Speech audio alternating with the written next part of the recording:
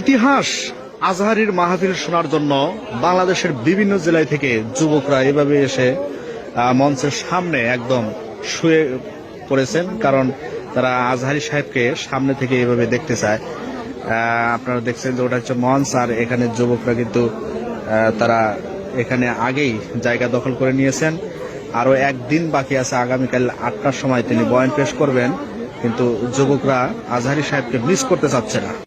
ইতিহাস আজহারির মাহফিল শুনতে বাসায় থেকে মশারি নিয়ে এসেছেন, যে যেভাবে পারে সেভাবেই রাত যাপন করছে এই প্যান্ডেলের নিচেই।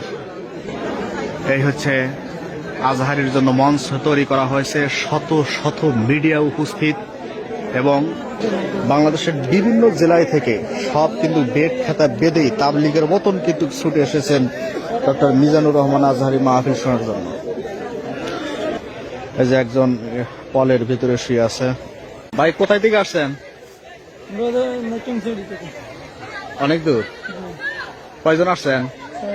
সারা রাত এইভাবে থাকবেন?